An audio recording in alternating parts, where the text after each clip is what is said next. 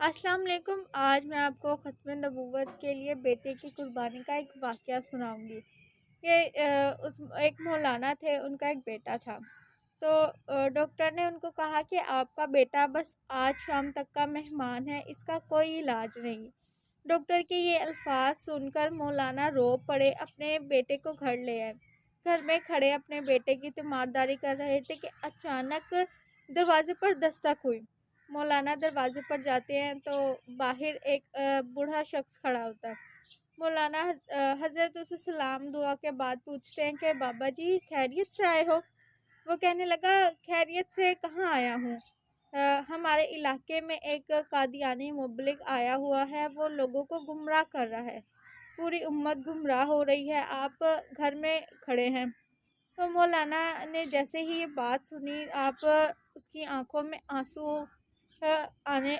ان کی آنکھوں میں آنسو آ گئے۔ انہوں نے اپنی بیوی سے فرمایا کہ بیوی میرا بیگ کہاں ہے؟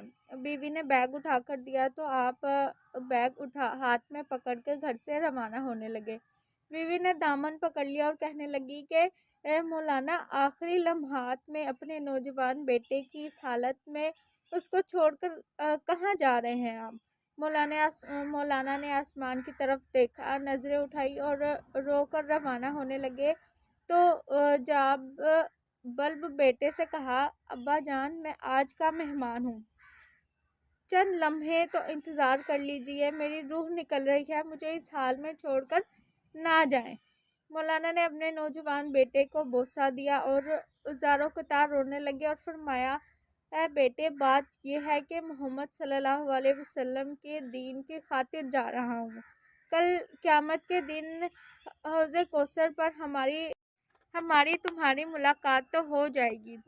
تو یہ فرمایا اور گھر سے روانہ ہو گئے۔ اڈے پر پہنچے، ابھی بس میں بیٹھے ہی تھے کہ چند لوگ دوڑے آئے اور کہنے لگے کہ مولانا، آپ کا بیٹا فوت ہو چکا ہے، تو آپ اس کا جنازہ پڑھاتے جائیے۔ مولانا نے آسمان کی طرف نظریں اٹھائیں اور رو کر فرمانے لگے کہ جنازہ پڑھانا فرض کفایہ ہے اور امت محمدی کو گمراہی سے بچانا فرض عین ہے، تو میں فرض عین کو چھوڑ کر فرض کفایہ کی طرف نہیں جا سکتا۔ پھر وہاں سے روانہ ہو گئے، اس علاقے میں پہنچے، اللہ تعالیٰ نے کامیابی عطا کی، وہ قادیانی مبلغ بھاگ گئے۔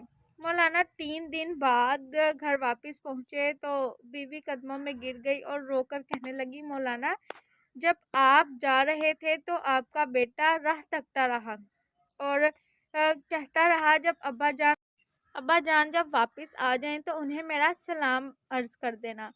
جب مولانا نے یہ سنا تو وہ فوراً اپنے بیٹے کی قبر پر گئے اور دعا مانگنے لگے کہ اے اللہ، ختم نبوت کے وسیلے سے میرے بیٹے کی قبر کو جنت کا باغ بنا دے۔